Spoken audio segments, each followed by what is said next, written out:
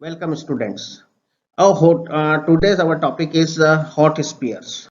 Okay, so a hot sphere refers to a spare drive in a RAID array that temporarily replaces a failed disk drive by taking the identity of the failed disk drive.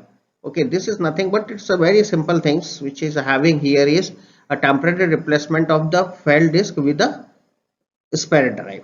So with the hot spare means that uh, uh, one of the method which we are using for the data recovery is performed depending on the RAID implementation.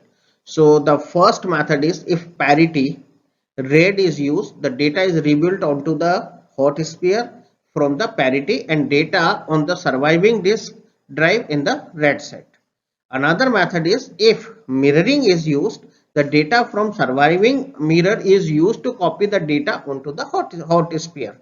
So in this, when a new disk drive is added to the system, so the data from the hot sphere is copied to it and the hot sphere returns to its ideal state, ready to replace the next failed drive, and alternatively the hot sphere replace the failed disk drive permanently.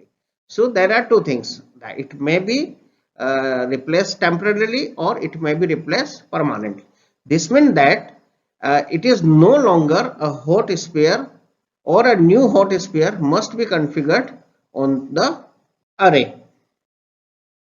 Now, a hot sphere should be large enough to accommodate the data from a failed drive. So, at least it must be enough large than the failed drive. So, some system implement the multiple hot sphere to improve the data availability. So, now the hot sphere can be configured as automatic or the user initiated. So, which specify how it will be used in the event of disk failure. So in an automatic configuration, when the recoverable error rates of the disk exceed a predetermined threshold, then the disk subsystem tries to copy the data from the failing disk to the hot sphere automatically. Okay, means at that particular event where the disk failure, okay, when uh, the recoverable error rates for the you can say the disk exceed a predetermined threshold, in that condition it automatically start to copying the data on the hot sphere disk or automatically.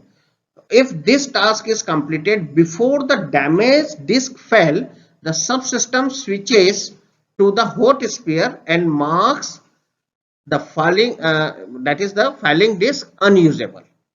Otherwise, it uses the parity or the mirror disk to recover the data. So, in case of the user initiated configuration, the administrator has controlled of the rebuild process. For example, the rebuild could be occur overnight to prevent any degradation of the system performance. So however, the system is at risk of data loss if another disk failure occurs. So this is all about the hot spheres. uh, Thank you to all of you.